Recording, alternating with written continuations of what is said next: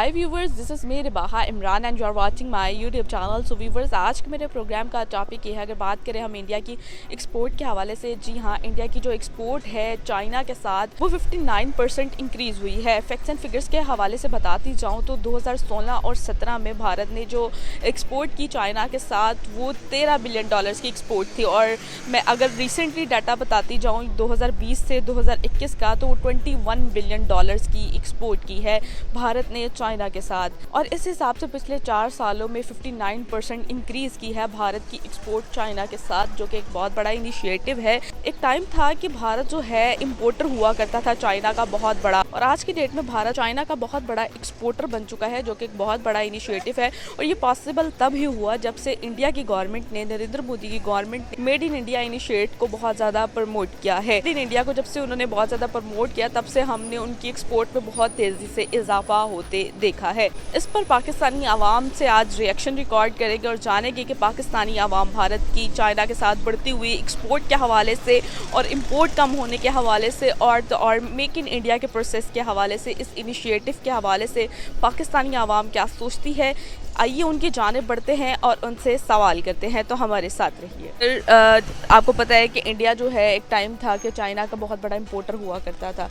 आज वो पिछले 4 सालों का डाटा बताऊं तो उन्होंने 59% जो है वो इंक्रीज़ किया है। मतलब उनकी एक्सपोर्ट जो है वो इंक्रीज़ हुई। उन्होंने 2016-17 में जो एक्सपोर्ट की थी वो $13 बिलियन की थी, और अब जो उन्होंने 2020-21 में जो एक्सपोर्ट की है वो $21 बिलियन की एक्सपोर्ट है। सर, आप इसको कैसे देखते हैं कि उन्होंने 59% इंक्रीज़ कर लिया? उन्होंने 59% इंक्रीज़ इसलिए की है कि वो अपने पास से प्रोजेक्ट्स लेते हैं, ठीक है। वो कॉन्फ्लिक्ट्स को जो ना डिस्कस ज़्यादा नहीं करते, ज़्यादा कॉन्फ्लिक्ट्स को डिस्कस नहीं करते कि हमारे क्या तनाज़ात हैं चाइना के साथ, क्या हमारे मसले चल रहे हैं। वो जस्ट बिज़नेस की बात करते हैं। और अगर इस चीज़ को हम कंपेयर करें अपने साथ कि हमारा इस तरीके से क्यों नहीं इंक्रीज़ कर रहा है एक्सपोर्ट वगैरह का सिस्टम, तो हम लोग जो है ना अभी भी अपने ही मसलों में फंसे हुए हैं। हमारे अपने मसले ख़त्म नहीं हो रहे, हमारी आपसी रंजिशें ख़त्म नहीं, हमारे हाउस होल्ड्स अभी तक सही नहीं है। हम हाउस होल्ड्स को इतना ऊपर लेकर जा रहे हैं कि उनको जो ना हम टैकल नहीं कर पा रहे अभी आसानी से। जी, वट आई सी है इसके रिसेंट ईयर्स में जो चाइना की पॉलिसी जा रही है, चाइना डील कर रहा है सारी कंट्रीज़ को अपनी एक्सपेंशन पॉलिसी पर। पाकिस्तान भी इससे कहीं ना कहीं हद तक अफेक्ट हुआ है, जिसको इंडिया के पॉलिटिशियंस ने रियलाइज़ किया है बहुत जल्दी, and that is a very good thing. तो उसको मद्देनज़र रखते हुए इंडिया मूव किया है कि हम अपने प्रोडक्ट्स जितना पॉसिबल हो सकते हैं ख़ुद बनाएं। तो उसको देखते हुए उन्होंने अपनी सीइंग दैट उन्होंने अपनी एजुकेशन पॉलिसीज़ को भी इम्प्रूव किया है। और उसके बाद जो उन्होंने इनिशिएटिव्स लिए हैं अपने आप को इंडस्ट्रियलाइज़ करने के लिए, दोज आर वेरी गुड। और उसके बावजूद जो रिसेंटली लद्दाख में इम्प्रूवमेंट्स चाइना की तरफ से हुई हैं और जो एडवांसमेंट्स हुई हैं, उस पे जो सिविलियंस थे इंडिया के, दे वर वेरी सीरियस। और उन्होंने भी एक मूवमेंट स्टार्ट की अपनी गवर्नमेंट के साथ ही कि से नो टू चाइना वाली, और ये वो सारे उनको बैन वगैरह और ये स्टार्ट किया।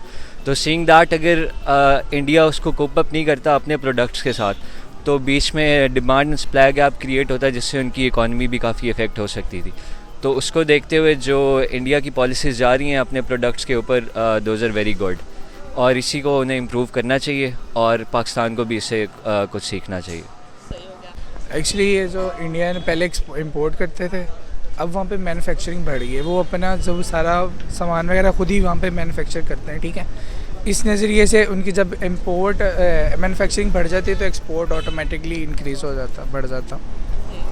यानी कि जब से उन्होंने अपना मेक इन इंडिया का जो इनिशिएटिव लिया है, तब से उनकी एक्सपोर्ट हम बढ़ती देख रहे हैं, क्योंकि वो पहले इंपोर्ट करते थे बाहर से, सही है। अब वो एक्सपोर्ट करते हैं और उनके इस वजह से बेनिफिट्स हैं। अच्छा सर, जिस तरह उन्होंने अपने मेड इन इंडिया के इनिशिएटिव को बहुत ज़्यादा प्रमोट किया है, जब से उन्होंने मेड इन इंडिया को प्रमोट किया, तब से हमने देखा है कि उनकी ग्रेजुअली उनकी जो एक्सपोर्ट है वो बहुत तेज़ी से बढ़ी है। तो सर, आप उनके मेड इन इंडिया इनिशिएटिव पर क्या कहना चाहेंगे, और इंडिया की गवर्नमेंट की जो पॉलिसीज़ हैं और जिस तरह उन्होंने अपनी एक्सपोर्ट को बढ़ाने के लिए जो पॉलिसीज़ अपनाई हैं, उस हवाले से क्या कहना चाहेंगे? और सबसे ज़्यादा उन्होंने जो फोकस किया है मेड इन इंडिया इनिशिएटिव पर, उस हवाले से क्या राय है? मेड इन इंडिया देखें, अगर तो होगा ना इस तरीके से कि वो लोग नाम एक तो अपना यूज़ कर रहे हैं, ठीक है, वो किसी और का नाम यूज़ कर नहीं रहे। ठीक है, दैट्स वाई ये भी एक प्रॉब्लम हो सकती है कि जो है ना वो अपने जो है ना इस इनिशिएटिव से आगे चल रहे हो सकता है। इसमें प्रॉब्लम कैसी, सर थोड़ा सा आगे आए, इसमें प्रॉब्लम कैसी कि अगर वो मेड इन इंडिया को प्रमोट कर रहे हैं, उस पर वर्किंग कर रहे हैं? मेड इन इंडिया देखें, ये एक बड़ी चीज़ हो जाती है अगर आप जो है ना अपना नाम भी साथ लेकर आ रहे हैं, ठीक है, आप किसी दूसरी चीज़ का जो है ना नाम यूज़ नहीं कर रहे, आप खुद को प्रमोट कर रहे हैं, ये बेस्ट चीज़ है। और प्रॉब्लम ये हमारे लिए हो सकती के है। लिए तो बहुत ज़्यादा बेस्ट है। Made in India basically is not just a movement, वो पूरा का पूरा एक स्ट्रक्चर था जिसको उन्होंने फॉलो किया, जिसमें उन्होंने अपनी रॉ मटेरियल्स को सबसे पहले इम्प्रूव किया, फिर अपनी लेबर को इम्प्रूव किया, क्योंकि चाइना के पास फ़ायदा ये है कि उनकी लेबर बहुत सस्ती है। दैट इज़ वाई वो पूरी दुनिया की मार्केट को कैप्चर कर रहा है। तो इंडिया ने पहले इसको अपने पास ओवरटेक किया, अपने पास उन्होंने रॉ मटेरियल्स क्रिएट किए, उसके बाद अपनी लेबर को इतना स्किलफुल किया कि वो इस हिसाब से प्रोडक्ट्स बना सके कि वो चाइना के प्रोडक्ट्स को सब्स्टिट्यूट करे। तो what they have done is very great, और उन्हें ये करना चाहिए और भी। सर देखिए, जिस हिसाब से उन्होंने अपने मेड इन इंडिया को बहुत ज़्यादा, थोड़ा सा आगे है, मेड इन इंडिया को बहुत ज़्यादा प्रमोट कर रहे हैं और कि अपने मुल्क में हर चीज़ वो खुद मैन्युफैक्चरिंग कर रहे हैं, ठीक है। एक टाइम था जब उन्होंने ये सख्ती की ना मेड इन इंडिया पे कि भाई अब मेड इन इंडिया ही होगा, तब से उन्होंने अपने मुल्क में मतलब बाहर से इम्पोर्ट करने का जो फोकस था वो बिल्कुल कम करके अपने मुल्क में बनाना शुरू कर दिया, और हर इंसान वहाँ का, हर जो भारतीय है वो उस पर अमल कर रहा था। सर इस सब का क्रेडिट किसको जाता है? जिस हिसाब से वो प्रोग्रेसिव हो रहे हैं, और ये अचीवमेंट है। जब आपको पता है कोई भी मुल्क तरक्की करता है तो उसकी एक्सपोर्ट एक बहुत बड़ी वजह होती है, तो आज वो इनकी एक्सपोर्ट बढ़ती जा रही है इंडिया की। तो सर इस सब का क्रेडिट किसको जाता है? उनकी गवर्नमेंट को, या इसके पीछे कोई और फैक्टर भी है, क्या कहें? What I see is obviously सबसे पहले तो इसका क्रेडिट उनकी गवर्नमेंट को जाता है कि उन्होंने सबसे पहले अपने सिविलियंस का माइंडसेट चेंज किया, और फिर पॉलिसीज़ इस हिसाब से मैन्युफैक्चर किए हैं कि वो कूप अप कर सकें जो गैप बीच में क्रिएट होगा उनके प्रोडक्ट्स को बैन करने के बाद। तो ऑब्वियसली क्रेडिट उनकी गवर्नमेंट को ही जाता है इस चीज़ का। जब से 2014 से उन्होंने मैन्युफैक्चरिंग अपनी मेड इन इंडिया मैन्युफैक्चरिंग पे फोकस किया है, ठीक है, तब से उन पर ज़्यादा एक्सपोर्ट कर रहे हैं, ठीक है, चाइना के साथ, ठीक है। वहीं पाकिस्तान की बात करें तो पाकिस्तान उस हिसाब से मेड इन पाकिस्तान को प्रमोट नहीं कर रहा, और हमारा जो ज़्यादा फोकस है वो इम्पोर्ट की जानिब है, क्योंकि हम एक्सपोर्ट ज़्यादा नहीं कर पा रहे।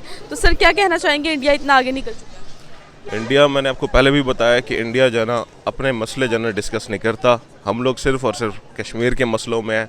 हम लोग जो है ना सिर्फ अपने मसले डिस्कस करने जाते हैं। इंडिया जाता है, वो कहता है कि जो है ना मुझे जो है ना हमारे पास प्रोजेक्ट चल रहा है, चेन्नई में चल रहा है या कोलकाता में चल रहा है प्रोजेक्ट, $1 अरब का प्रोजेक्ट है, आप ये लेकर आए हमारे पास। तो जाहिर सी बात है कि चाइना भी वहाँ पर जाके इन्वेस्ट करेगा या हमारे मसले सुलझाने के लिए आएगा, जाहिर सी बात है। क्या हमें भी इंडिया से सीखते हुए काम करना चाहिए जिस हिसाब से वो आज वर्किंग कर रहे हैं? जी, हमें करना चाहिए, ज़रूर करना चाहिए। इंडिया के साथ, इंडिया से सीख के काम करना चाहिए। इनफैक्ट वो हमारे नेबर्स हैं, और ज़रूरी नहीं है कि मसला जो ना बढ़ाया जाए। मसले को सॉल्व करने के लिए एक दफ़ा उनकी चाल देखनी चाहिए, समझनी चाहिए हमें। अच्छा सर, वही हम पाकिस्तान की बात करते हैं तो पाकिस्तान आज की डेट पे कहाँ पर स्टैंड कर रहा है एक्सपोर्ट के हवाले से? हमारा ज़्यादातर फोकस क्यों नहीं एक्सपोर्ट की जानिब होता है? इंडिया हमसे एक साथ अलग होने के बावजूद इतना आगे निकल चुका है, क्या कहें? पाकिस्तान को जब देखें ना, पाकिस्तान में सबसे बड़ा मसला अभी तक ये चल रहा है कि हमारे पास स्ट्रक्चर्स नहीं है जिनको हम फॉलो करें और एक बेहतर प्रोडक्ट बनाएं अपने एक्सपोर्टर्स के लिए। हम अभी भी वही चीज़ें एक्सपोर्ट कर रहे हैं जो हम पहले एक्सपोर्ट कर रहे थे, जिसमें वीट, टेक्सटाइल और ये चीज़ें हो गई।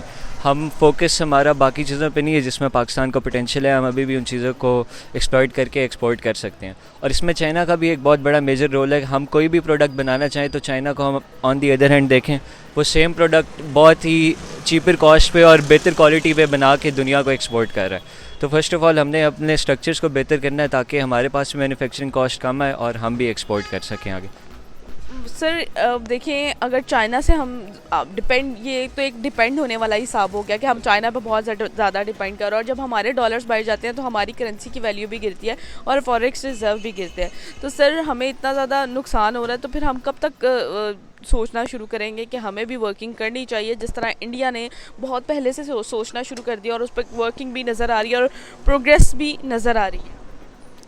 इस पे काम जल्द से जल्द स्टार्ट होना चाहिए। सबसे पहले जो सीपैक के फ्रेमवर्क्स हैं ना, जिनको पब्लिक अभी तक नहीं किया गया, उन फ्रेमवर्क्स को रीस्ट्रक्चर करने की ज़रूरत है, जो इमरान खान ने स्टार्टिंग में कहा भी था कि I will do that, but उस पर अभी तक कोई बात नहीं हुई। सबसे पहले वो रीस्ट्रक्चर हो, क्योंकि CPEC is a good thing for Pakistan, but still अब लॉन्गर रन में CPEC भी हमें अफेक्ट करेगा, क्योंकि हम अब चाइना के डेप्थ में बहुत ज़्यादा आ रहे हैं, और उसको देखते हुए हमें पहले उस चीज़ पे फोकस करना चाहिए, कंसिडरिंग दैट हम चाइना को ही इस चीज़ में एक्सप्लॉइट कर सकते हैं। फॉर एग्जांपल चाइना की ही टेक्नोलॉजी अगर हम पाकिस्तान में लें और हम उन्हीं से ही हेल्प लेके अपनी लेबर को मोर एफिशिएंट बनाएं, तो हम ये चीज़ कर सकते हैं। बट हमारे पॉलिटिशियंस को ये सोचना चाहिए कि हम चाइना के नीचे लगने के बजाय हम उन्हीं के साथ चल के कैसे फ़ायदा उठा सकते हैं उनका।